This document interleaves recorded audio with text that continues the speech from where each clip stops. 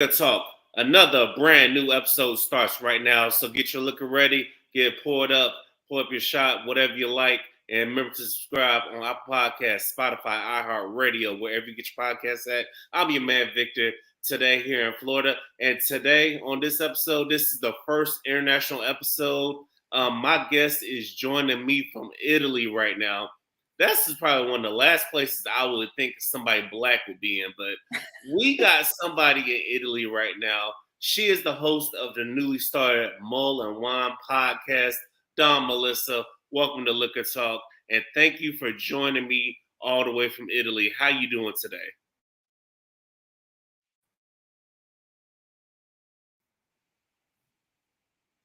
I'm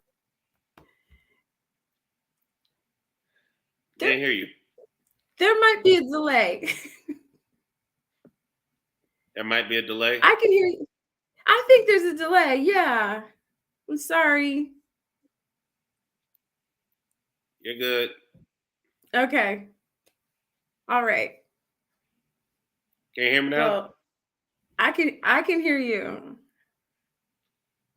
All right. What I was saying was, how does it feel to be a black person in Italy? Well, I gotta say, it was never on my list to live in Italy. Never even to visit, to be honest. Like Italy's never been on my radar. So coming here, once I knew I was gonna be living here and I was visiting and stuff, it was all shiny and new and exciting because I guess I was interacting with like Italians, real Italians, and experiencing delicious Italian food and wine. And there's some beautiful areas in Italy. So everything was just amazing. But also, it was a little overwhelming because I'm Black.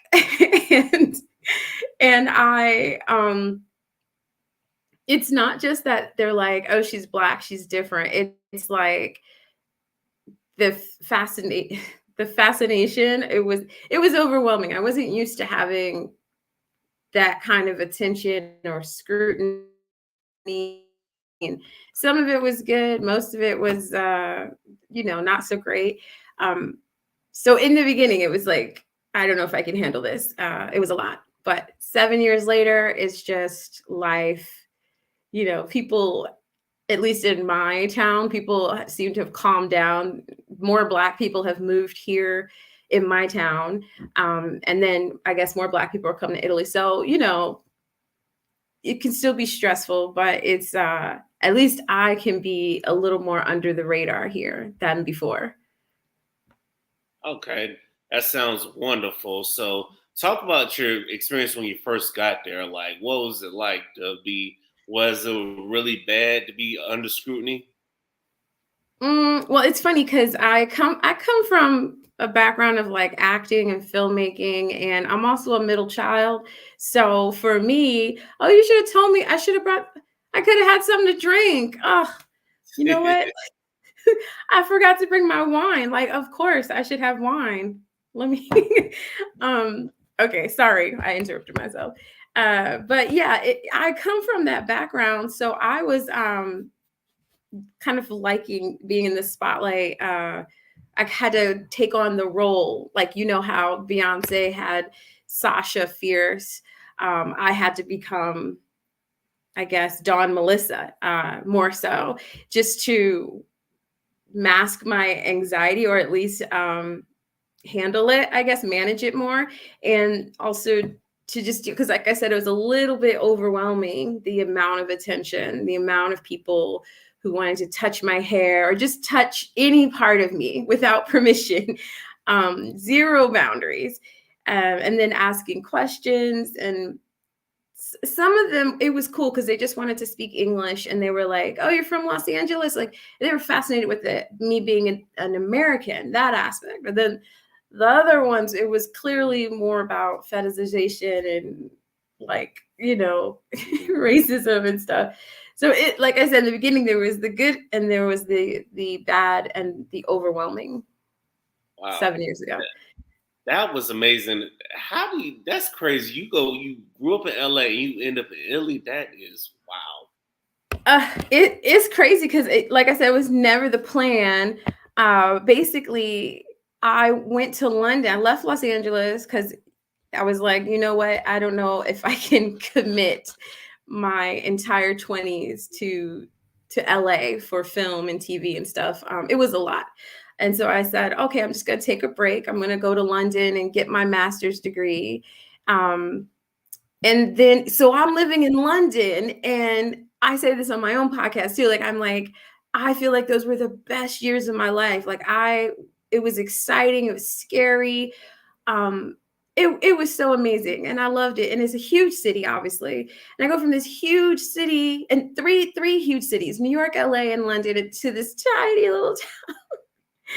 And it plays like the culture, the square footage, the size of the town in comparison, which is why I felt like under this, like, scrutinized or under the microscope. It was a lot. The adjustment Mm, was a lot. wow. That sounds like it was definitely a lot, and you're strong for making the adjustment.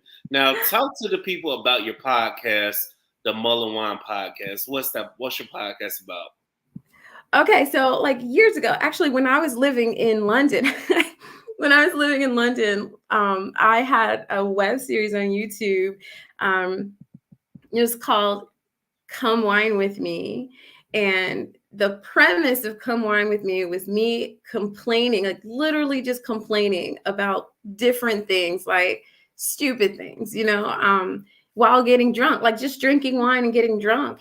And the purpose was to, the more wine I drank, the more unfiltered and unhinged I was supposed to be. It was supposed to be like, it was comedy. That pure comedy is what I was all about. And that's kind of what I've brought to the podcast, except like I'm older now. I like to think I'll look at things a little bit more introspectively. I don't know, like everything's not so black and white, and there's gray areas, and also the things I talk about, like mull over, obsess over, analyze. They're a little bit more grown up, I guess, a little bit more serious, I suppose. And I'm still drinking wine, and I'm still drinking, so I'm still a little bit I'm very much unfiltered still on the podcast. So I basically wanted to bring it back because I had so much fun. I was studying wine, specifically Italian wines in London. I was hosting wine tasting. And the more I learned about Italian wines, the more I was like, oh, I could be sharing this while also being funny, like getting to do my creative comedy stuff. And so I would review wines, I would talk about the wine, and then also complain and be like, you got to pair this mood with this wine or whatever. So I guess I'm still doing the same thing, like with more than just Italian wines. I feel like I'm going to do not all Italian wines this time. I feel you. So sticking with wines, what's the biggest difference between Italian wine and American wine? Because I know you grew up in California, which is wine country. So what's the biggest difference between Italian wine and American wine? Well, I have to be honest. The wine, I didn't know anything about it in America. I was definitely pretty much all whiskey and beer in America. I would go to wine tastings and stuff, and it was really just let me try it. Like, knew nothing, didn't care about the tours. I don't care about the vineyard. Just give me the wine. And I guess it's due to like being young and everything. So I didn't really know much about it. I would say that at least, I don't know, there's more options in where I am now in Europe. I have more access to more wines. I suppose there's this international shipping of the wine to America from Italy, but I never would have known. I never would have realized, oh, this is an Italian wine living in America. So I guess I can't really effectively, coherently answer that question because I didn't know anything about wine. It's all good. It's all good. Now talk about living abroad. Now, what's the biggest difference between living abroad compared to living in the States? Well, I guess 7 years ago I would have told you it's just you understand how how how I guess how other people who are not Americans, you learn very quickly what they actually think of us, and they see that they. I'm talking 7 years ago. They see that we have. Actually, I'm sorry. I'm talking more 10 years ago. They see that we have privilege, but we also, I don't know, our education system, the way we do that, we're kind of like too outspoken, especially British people. They're like, they don't do things the way we Americans just say what we say and we get to the point quickly. British people have a more like calmer, like not calmer, but like, I don't know. I want to say passive aggressive, but that sounds negative. They just have a different way of communicating. So when I would speak my mind and kind of honestly, not in a nasty way or just disrespectful way, but I would speak my mind like a normal American, it was a thing. It was a thing. And then came the, oh, you Americans attitude. And so that was a huge, because it's true, I guess you could say when you're in America, you're thinking, I'm American. It's all about being in American. Like we're not thinking about the rest of the world, I suppose.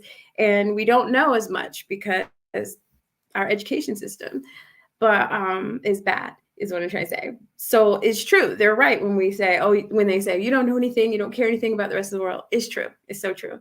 And I had to relearn. I had to unlearn my American way of thinking and actually have an interest in other countries and cultures and how the rest of the world worked,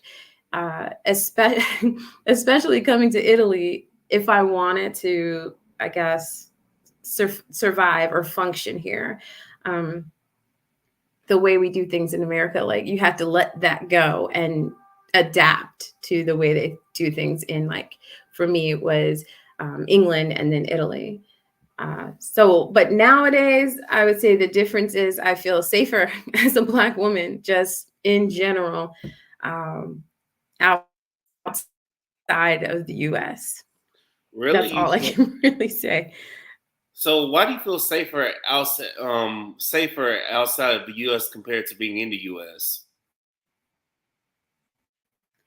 Because of how quickly things, it seems like it's been very quick, like a blink of the eye, like for things to change in America. But with the laws, the police brutality, which I feel like I was never aware of growing up in America, like I just didn't know that it was so bad with the police and Black people. I guess I was in a little bubble, even in America. And women's rights, cost of living, everything just seems to have to be so terrible right now in America from where I'm sitting. And to the point where, like, you hear the Europeans when they say, oh, you Americans, I'm kind of nodding along now. Now I'm like, oh yeah, that looks really bad. Like cost of living over here, and I'm not going to include the UK in that because they're suffering as well. But cost of living over here in Italy and other parts of Europe is like, it's doable. It's not, I don't know, the healthcare, like, it just seems like in a way is just not as dire over here as it looks in America. And then pertaining to me specifically as a Black woman, I feel like, what is this? Like, no rights, no autonomy rights, no agency over my body, all of that being taken away in America. No, I don't want any part of that. So that's the biggest difference for me. So what would your biggest advice be to anyone considering leaving America? Because yours truly over here is contemplating, because I see all the mess we got to deal with over here. And I'm like, is life really better off somewhere else? Because Do I need to become a passport bro and say to hell with all this mess? No, don't say passport bro. That's a whole other thing. Don't be a passport bro. But I do think that if you can um, live abroad, try it, like do it. The biggest advice I would give you is research places where the cost of living is attainable. Like sorry, it's not so high and crazy, so you can be comfortable, I guess, without taking away from the people who live there and causing them to suffer.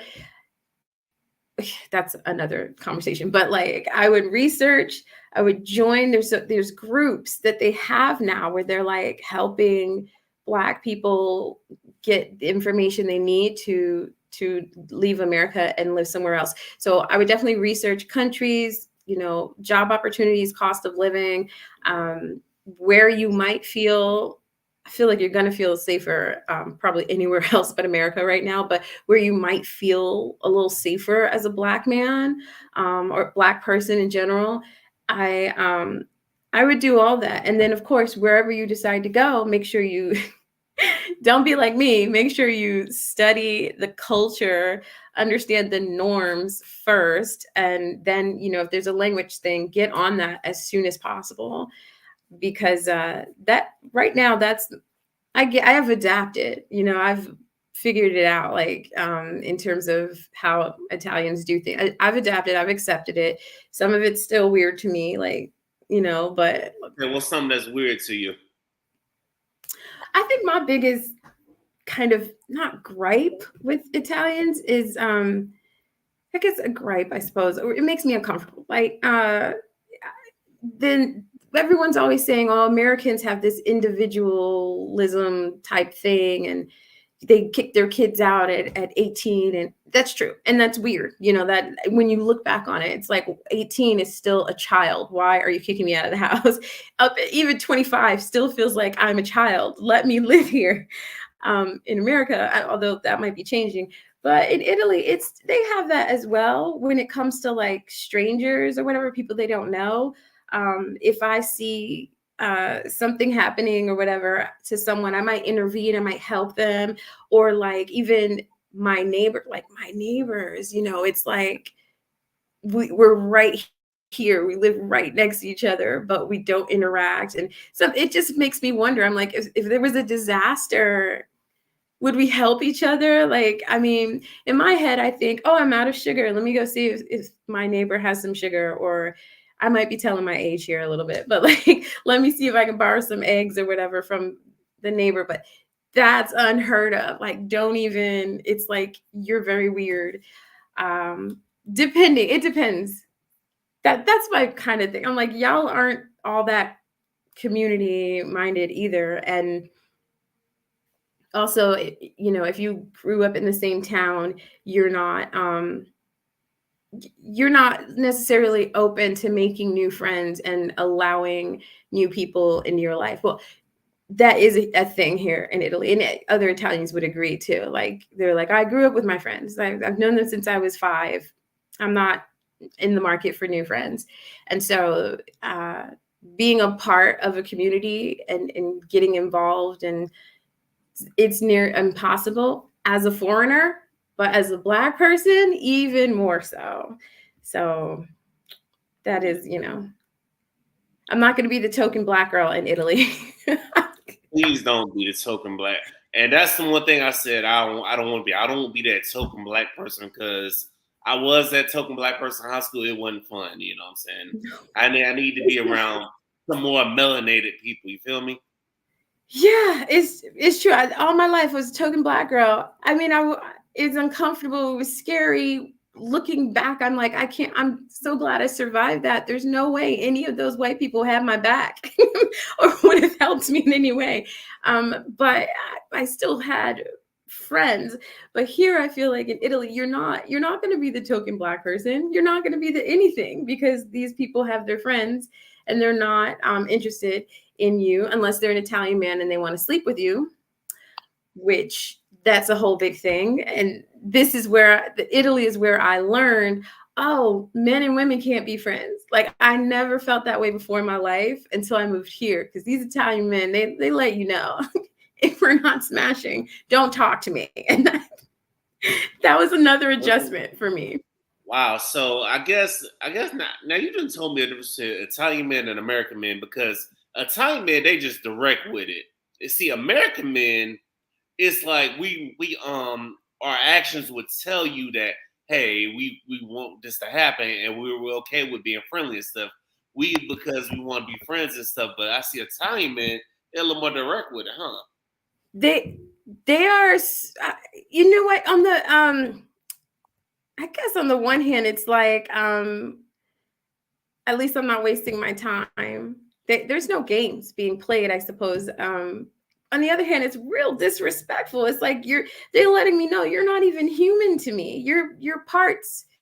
Like that's what I got from it. Because I have actually had like non like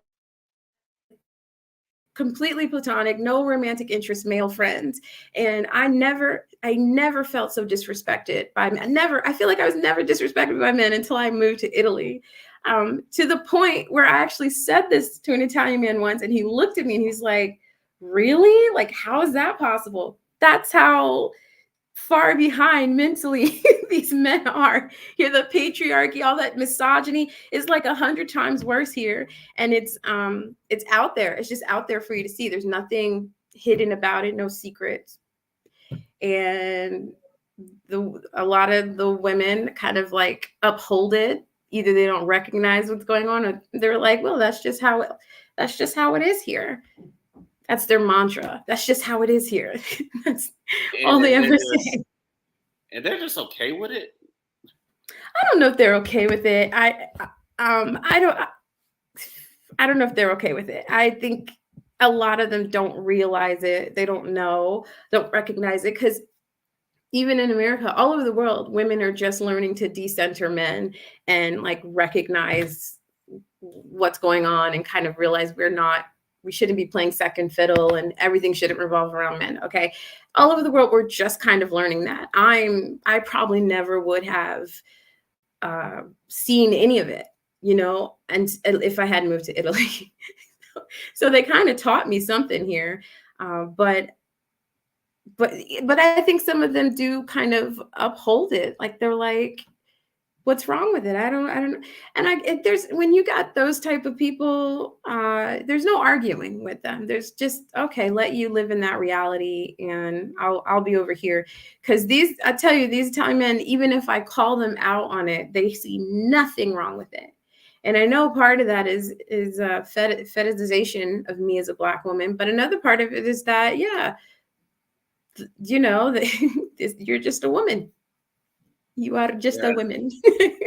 that is sick. You know what I'm saying? Now that's something that I'm you know what I'm saying. We all have our intentions, but even if something don't happen, I have plenty of women that I'm still cool with. You know what I'm saying? If nothing happened, you know what I'm saying. But because over here we know how to be friends, and you never know when you need a friend, right? But I guess You- over there I guess it's a little more black and white over there.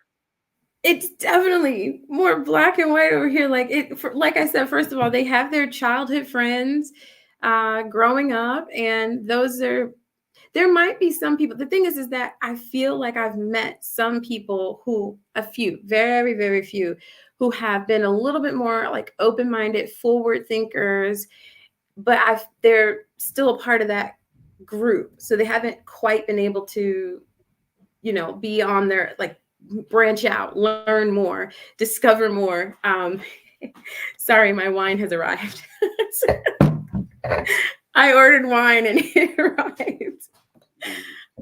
But yeah, they haven't been able to exactly totally get out unless they lived out of the country. Then there's a different mentality there. But I know they're not all like that. It's just hard to get them away from the crowd to do their own thing. And that's the other thing. A lot of Italians have told me, I'm not going to say all in case there are Italians listening. So not all Italians and not all men, but a lot of Italians have told me that, for the most part, they care what other people think. And so they are afraid to try new things. because it's just not how it's done here, is the I'm quoting. And that is huge for me. Like I never care what people think. I've never Yeah. been that girl. And so it's never been hard for me to stand out and be the oddball out and be the weird one. Like I said, I'm a middle child. I've always been weird. So that is bizarre to me. Bizarre. Yeah, I feel you. I feel you. Even coming from being the oldest, you know what I'm saying, it's definitely bizarre. And hearing it is so bizarre. Ladies and gentlemen, this is Liquor Talk. The more you drink, the better we sound. Go ahead, subscribe if you haven't done so already. Is there a part of you that misses America? Do you miss your family and friends back in America? I'm not gonna lie. Yeah, there is a part of me that I definitely miss my family. I think and I'll tell you, I haven't been back to California in 10 years since the day I left. So it's not, I don't think there's anything that I really miss there except for the beach and the sunshine, but I can get that here in Italy. I go to the sea pretty often, but so I don't know what I miss there except maybe access to other Black women and like knowledge of what's new in terms of the beauty industry, like hair, makeup, clothes. Like I see them on TikTok and I'm like, dang, I wish they shipped to Italy because I can't get like different products and stuff that I would want. So I miss that. But I miss my family. I miss my mom. And that's really it. No, I miss some food. I miss food. I miss American food, like Black American food, so much. I try to tell these people about baked mac and cheese. I swear, the first time I made baked mac and cheese for Italians, they still can't wrap their head around it. Like, because they're the pasta people. They are, Yeah, like they're the pasta people. yeah, they're like, you're taking pasta and you're putting it in the oven. What is this? I don't understand. And it was cute at first, it was like cute. Oh, I'm introducing something to you from my culture, from my country. And I thought, oh, the sharing of idea, the exchanging of cultural stuff. Listen, my pauses indicate that I'm trying to keep from cursing, because I don't know if you No, you curse on this. go ahead, cut loose. Oh, okay. Because I curse. But I'm thinking we're doing an exchange of ideas and whatever. They're judging me. They're like, this is wrong. This is disgusting. What is this? But then they eat it and they're like, try it. No, they eat it. But it's a whole it's like first, before they eat it, they're like, what is this? Like, why would you do this? Why would and then I make it, and it's not as good as my mom's or my aunts or my sisters, of course, but like this is what I have. I give you this. And then they eat it and then they're like, okay, it's good. But then they're still like, but it doesn't make sense. Like, why would you do that? But you should hear them talk about pineapple on pizza. They will blow never tell an Italian you're going to have pineapple on pizza. They will blow a gasket. They will not stand for. They blow a gasket on pineapple. Now, I'm one of those people that I don't like pineapple. I'm not crazy on pineapples on pizza, but I'm not about to blow a gasket to my people who like it. If you love it, go for it. I'm not gonna trip about it, but they trip about that. Yeah, I was very surprised. It's aggressive. It's aggressive how they hate that pineapple on pizza. It's like the thing. It justifies their not hatred of Americans, but their like judgment of Americans. It's the first thing they'll tell you. What don't you like about Americans? They eat pasta. They eat pineapple on pizza. They're crazy. I have to agree. I never liked pineapple on pizza. Yeah, I'm just not that serious about it. Yeah. You don't like pizza? No, I like pizza. I just don't like pineapples on pizza because it just tastes weird to me. It is weird. But the thing is, if you ever come to Italy, and what's normal to them is probably going to be very different to us, because the most I ever did with pizza was like pepperoni and like green peppers and pepperoni, right? That's me. They don't have that here. They'll look at you like you're crazy. They're like, it's what are you talking? There's no such thing as pepperoni. They call the pepperoni the green peppers. And so that's different. So I'm like, I have to adjust my palate. But some of the things they put on their pizzas, in the end it tastes good, but it's still like, what is this? I'm trying to think of an Wait, what they example. put on the Like pizza that made you like, what the hell? all all kinds of things. Um, I go to this place and I love this place, this pizza place where the people just bring around trays of pizza and they're like, do you want this one? You say yes, you say no, you want this one, yes or no, whatever. And it's endless. It's bottomless pizza, I guess, until you don't want any more. And very affordable, by the way, like so cheap to eat here. But the one thing that's like my favorite pizza right now is like pumpkin and cream on your pizza. It's delicious. But That you sounds don't like a have that dessert. here. No, pizza, regular pizza. Yeah, that sounds like a dessert pizza to me. Pumpkin and cream on a pizza. That sounds like a pizza you eat at dessert for dessert or something. It and it's yeah, I can understand that. I get it. You know, it's how they Mm. feel about like our cornbread. They're like, no, this is I make cornbread for them, some Italians here, and they're like, oh no, this is for the end, right? This is like for dessert with our coffee. And I tell them, no, that's not dessert, honey. That goes with the meal. Cornbread. So have you made the fried chicken and collard greens for them? Oh, I did. No, not collard greens. I have not. There's no, as far as I know, there's no collard greens here. So I haven't had that in 10 years, and that's sad. But I have made the No. fried chicken. How they take the fried chicken? Again, a very new experience for them. It's almost delightful watching them try something new, and I think they liked it. I remember them saying they liked it and it was good, but I don't know if they were humoring me.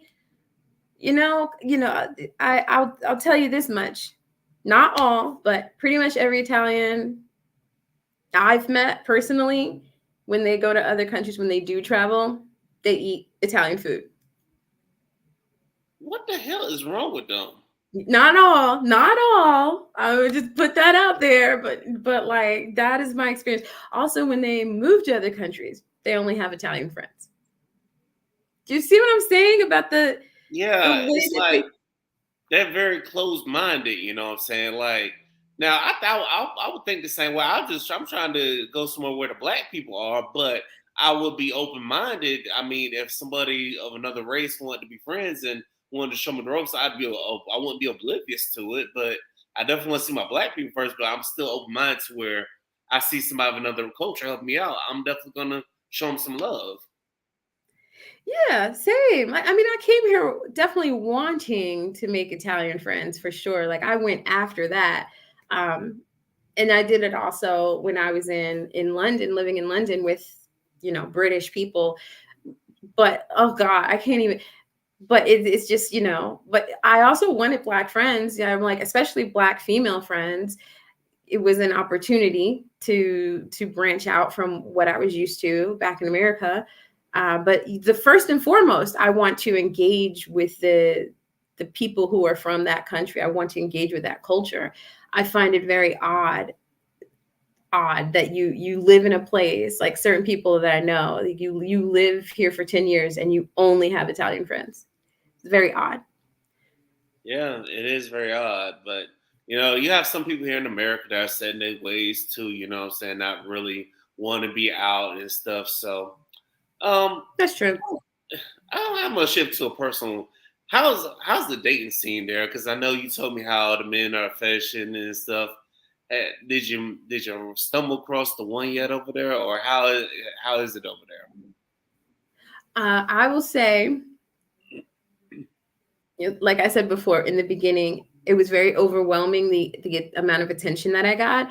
That was mostly from Italian men. I'm not saying I was ugly growing up or that I got no attention from men, but I never experienced anything like that. It was very overwhelming, and then it was also a little flattering, like okay, I guess so, and I think personally that um, a lot of Italian men are very good looking. They're very attractive. You're not going to find a lot of tall ones. And many of them look alike with like the dark hair, the brown eyes, and the beard. the facial hair or whatever. But so I have good things to say about Italian men, but I also would tell any Black woman, and I'll get to my thoughts on Black men, but like I would tell any Black woman to use discernment, when it comes to Italian men, like watch the way they talk to you, watch their body language, watch how they treat you in public versus private, because they can, even though they'll let you know that they're not trying to be your friend, like even if you're open to dating them or whatever, it's still a level of respect that you have to make sure they give you as a Black woman. And that might be, like I said, the being fetishized was new for me. I knew I never experienced that in the past. Like I've never felt, like I said, like an object in my life until I moved to Italy. So no, I don't think it's a bad thing. I think depending on where you go in Italy, you might have some difficulty dating, but it's not impossible. But most importantly, don't let that be your main objective coming to Italy, because you're probably going to be disappointed. Like that shouldn't be your main objective. Let it happen if it's supposed to happen. Right. That part I definitely agree with. I've had to take a step back on some things and just, just let them happen. Just roll with what was working and just let it happen. So I definitely feel you there. And do you see any brothers there? Yeah, I do. And again, it's so lovely living in Europe, because you're seeing Black men who aren't American, like from all over the world. And it's so lovely. Like not just Black men, but like Black people in general. Like you're like, wait a minute, there are Black people in Ireland, and then like you're actually Irish, you were born here, you're Irish. And it's just so lovely, like doing that. But okay, Black men in Italy, I have only met maybe one or two Black Americans, Black male Americans. Everyone else has been, like from different countries or whatever. Most of the Black men that I've met are Nigerian, which is fine.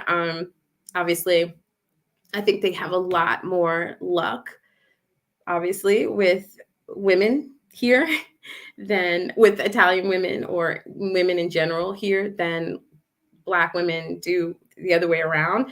But it's still a matter of like respect, and because you could get yourself an Italian woman and it could be just a casual thing, no intention of you getting married or even sharing that generational wealth or whatever. Just that sexual object, that could be what they want, like what those women want. It's entirely like anywhere, it's entirely possible for Black men to be reduced to their size. The other really weird thing that I've encountered so much with Italian men is how openly they ask me about the size of Black men, of their member. You know what I'm saying? What is wrong with them men? The obsession with that is disingenuous. Hell no. I'm not even as a man. I don't even think about that. What the fuck is wrong with them men asking about another man's size? And it's specifically Black men too. It's like it's we and these are straight men. These Italian men who are asking, they're straight, so it's not like they sound gay to me. I know you say they're straight, but they sound gay to me. Hell no. It's true. The most I'm wondering about like another woman is, I don't know. I don't think about that. Like, I'm not wondering what another woman like feels like, or whatever. So it is weird. It's weird. And it made me so uncomfortable because I'm just like, why are you asking? I feel like I would still be offended if it was, a white woman asking, but I'm less, creeped out by it. Yeah. I'm less creeped out because it's true. I have wondered about other men, like how they might be in bed or whatever. Like, are they generous? Are they selfish? Or, whatever. Are they 2 seconds, like whatever. You wonder those things as a woman, and you might ask another woman that. But as a man asking me about other men, specifically their size, it was very weird, Listen, surprising. I done had porn stars come on. I done had adult entertainers come through the podcast. I ain't never asked them no shit like that. That's just unhuman. To sit here and ask a woman about another man's size. That's just unhuman. You know, I might ask a question like, does size really matter?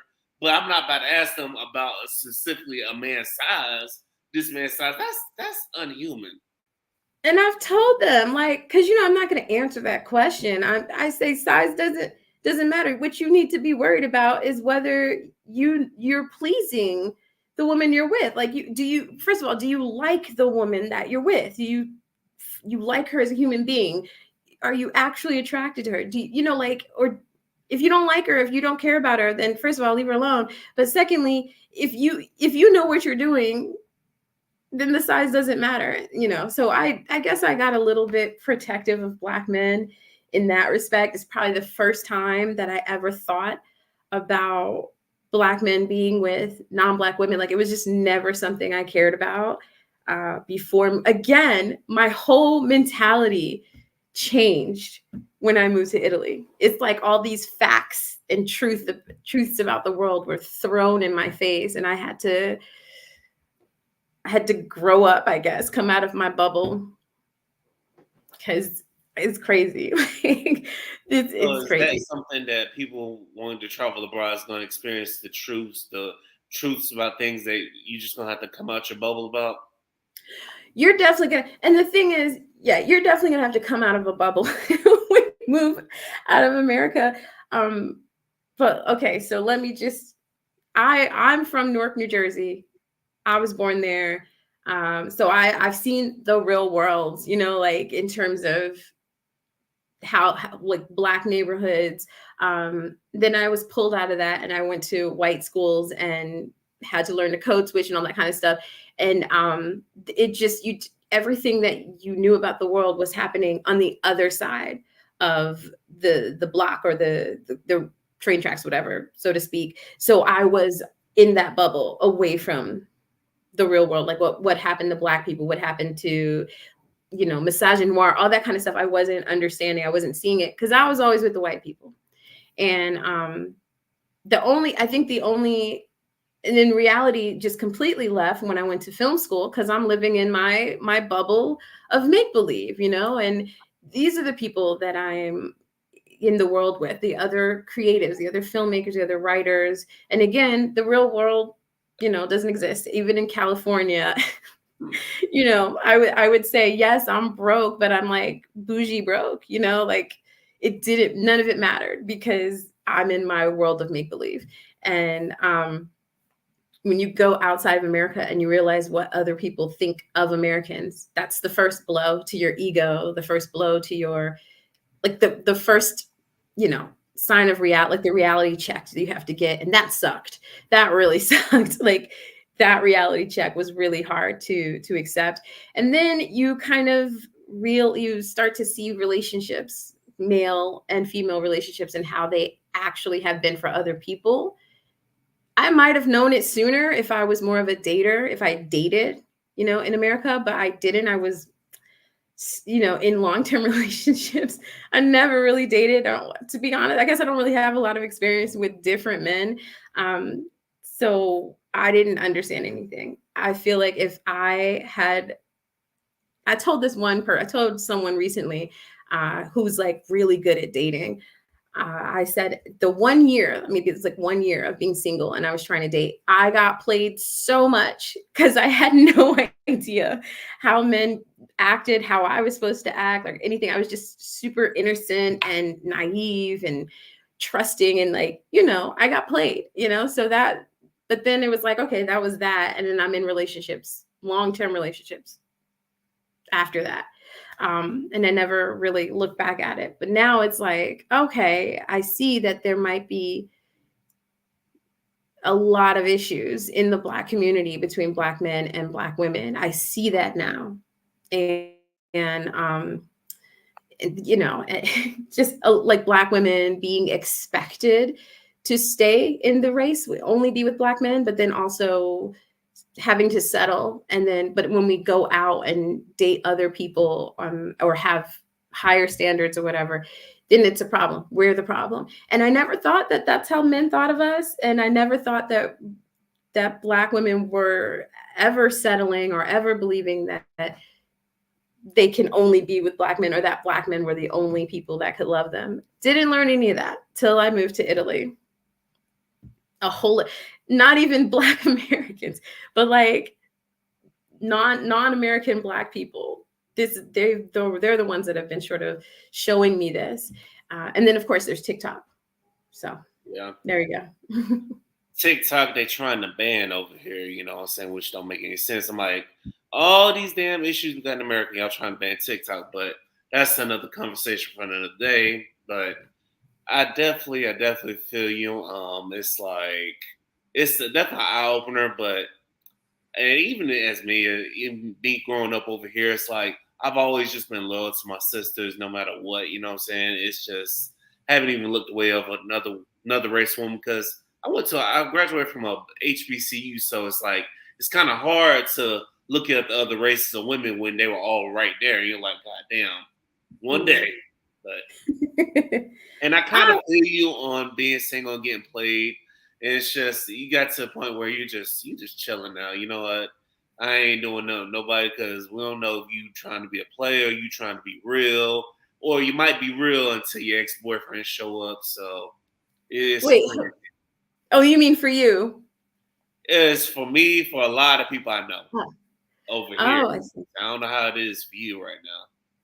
Oh no, well, I'm not single now. I'm not single, but I did get lucky. I got a good Italian. I shouldn't say that. I shouldn't say it like that. But I got one who was traveled. Like I met him basically his first day going to like he went to LA. He was at my favorite bar his first day.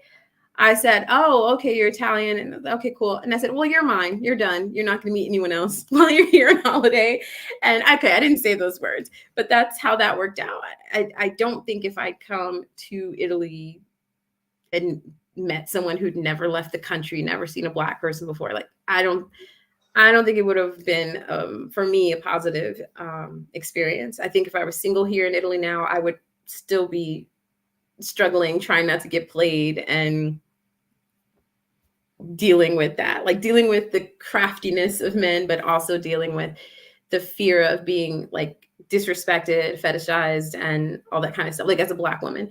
So yeah, it's just I don't know. But I don't want to discourage Black people from exploring Italy and experiencing it and staying open to Italians, because things are changing. Like the more diverse this country becomes, despite, you know, certain people trying to present it or prevent it, that's fine. The more people have to learn, the more Italians are going to have to learn and accept and hopefully embrace us or whatever. So things are changing. Probably the younger generation is helping to push that forward and change things. So you honestly never know what you're going to get. Just protect yourself, like stay safe and be discerning, whether you're a Black man or a Black woman. Yes, Black people gotta protect ourselves, you know what I'm saying? Because no matter, it's getting crazy everywhere, you know what I'm saying? Because I read somewhere where they got a whole bunch of countries got ships lined up in the Red Sea right now. So it's getting crazy, y'all. They trying to go to war and stuff, but it is. Yeah, it's crazy. So what's one thing you wish you would have did differently before traveling abroad? One thing I would have done differently. Well, like I said, the first place I went to was London, and I was in grad school there. So everything, I'm not gonna lie, everything from moving to London, because I was I was a part of a school system, so pretty much was taken care of for me, and that was very easy. Going there as a student, and then moving to Italy was also all taken care of for me because I had an Italian and his family handling all that for me. So that was all easy. But I do wish that I had done a little bit more research. When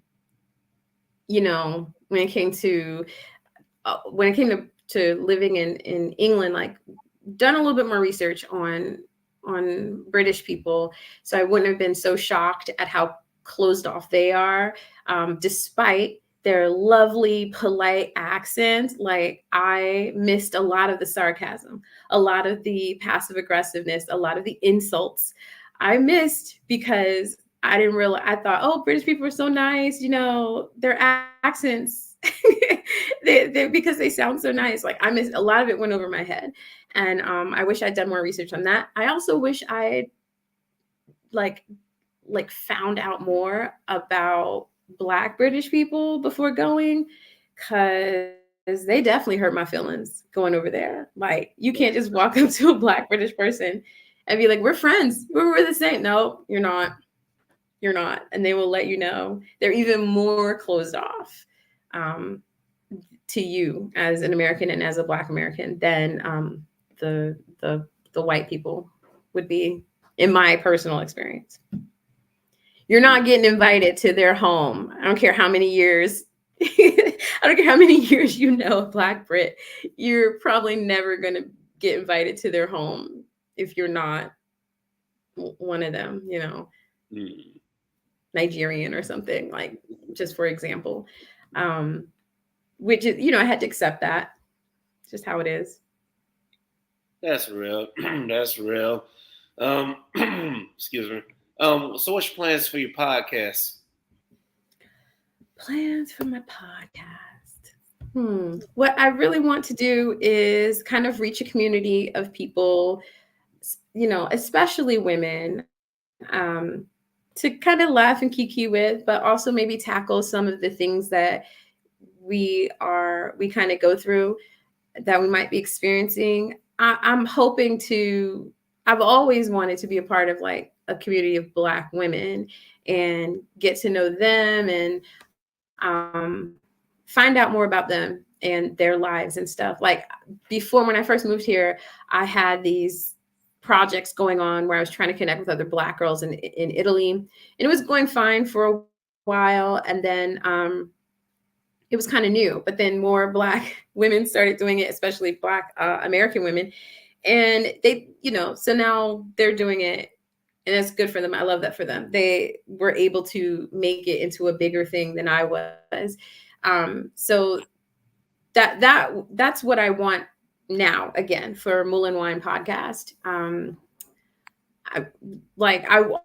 want to find out about the stuff that other people can't let go.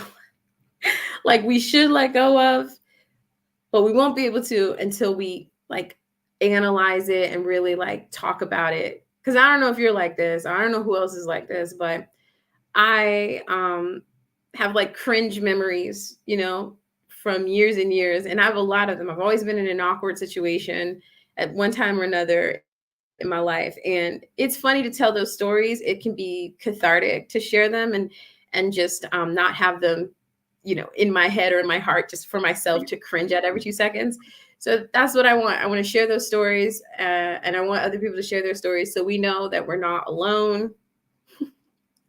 Like just cringe. I'm sure there's something cringe that you did as a child, or not a child, but you've done in your life, something that's happened to you, and you maybe keep it to yourself, or maybe I don't know, maybe people know about it.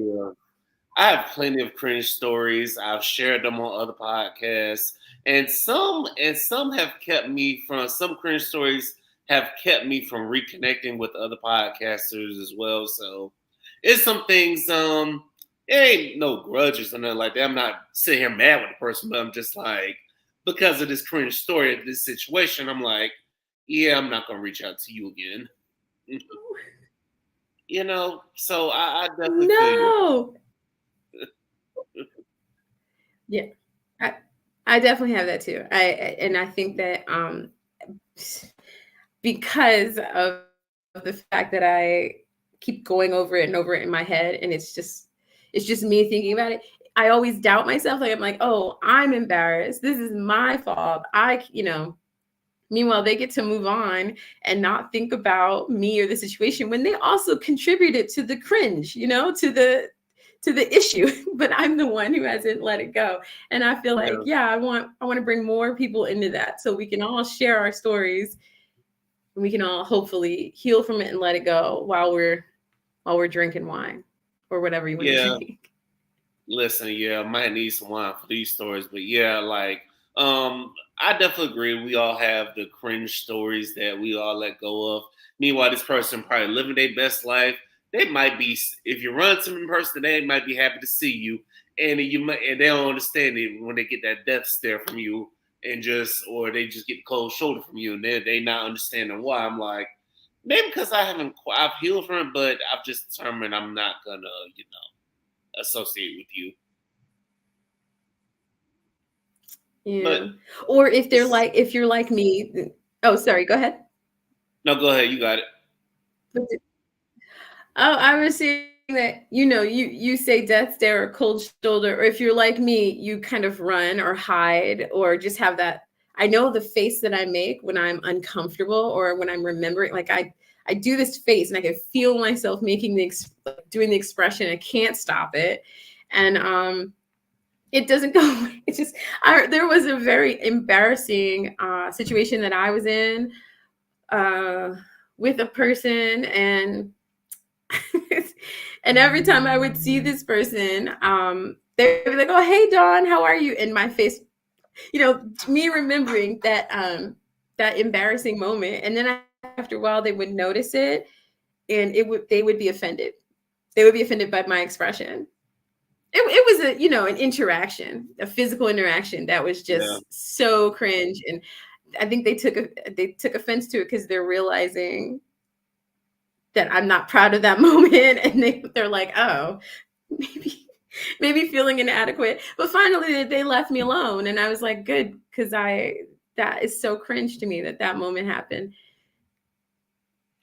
It's yeah. it's bad. It's we all have it's our so bad, bad. all have our bad cringe moments. So tell the people why they need to subscribe to your podcast. Please subscribe to my podcast because it's going to be funny and lit. I guess, are we still saying lit? I've They been out still of the saying country a lit. long. We're still saying lit. Okay. It's going to be funny. It's going to be lit. Hopefully, it'll be informative. Like, I mean, I'm not trying, like, I know I haven't really cursed a lot here. I've barely had a glass of wine. So it seems like I'm going to be all tame and vanilla and shit like that. I'm not.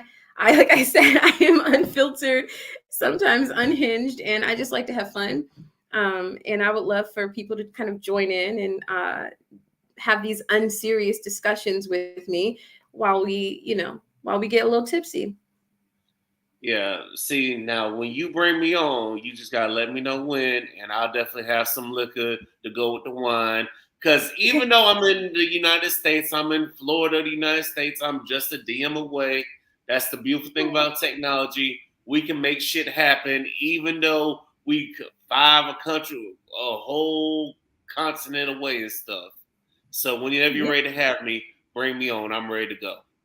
definitely. I think I've been following you a while. It just took me some courage to finally be like, oh, hi, bring me on as a guest. So I'm glad that, because I definitely want you on Mull and Wine, and that'd be good. What Yeah, are well, you drinking? I'm sipping a wine cooler, a little Mike's Hard with lemonade. Ain't nothing special. Only because today I didn't get a chance to go to the liquor store. You know what I'm saying? Because the liquor store wasn't open this morning. So I'm not making fun of you. I haven't heard of Mike's. I haven't, you know what I'm saying? Like, I haven't heard of Mike's Hard Lemonade in so long. Like, you just took me back. You took me way back. That's kind of cool. that's what's up. You know what I'm saying? Well, that should tell you it's been so long. Maybe you need to take a trip to America when it's not so crazy. Yeah, you know what? I'm hoping it'll calm down soon. I'm nervous though about Florida. I don't know. Y'all, they're taking you know away a what? lot of stuff. Hey, you gotta thug it out in Florida. Hey, the beaches are still here. They ain't take away the beaches, so The beaches they are ain't still take there. away the big cities yet. So They'll never be able to take those away. I did want to say I was kind of jealous when you said that you went to a black school, historically black college or whatever. Looking back, I remember when I finished NYU, I was like, dang, I should have gone to a black college. Like that would have been my opportunity to meet black people who think like me. You know, black people I met at NYU, they think different. yeah, listen, They think hey, different. I might have to bring you to a homecoming. You'll be surprised. Oh, and I'd be seeing stuff like the sororities and the fraternities and stuff. Like we didn't really have that, and we didn't have that in NYU. I don't think so.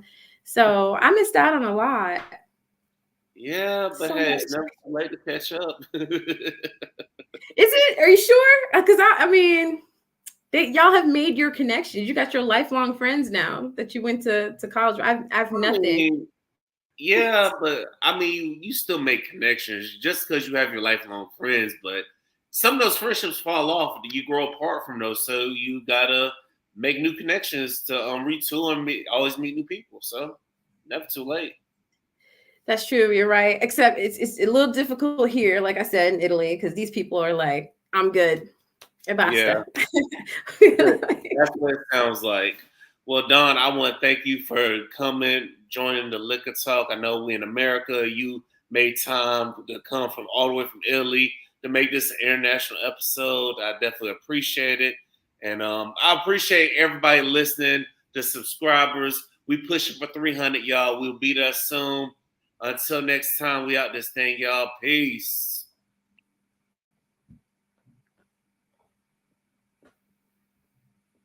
How do I get out? Okay.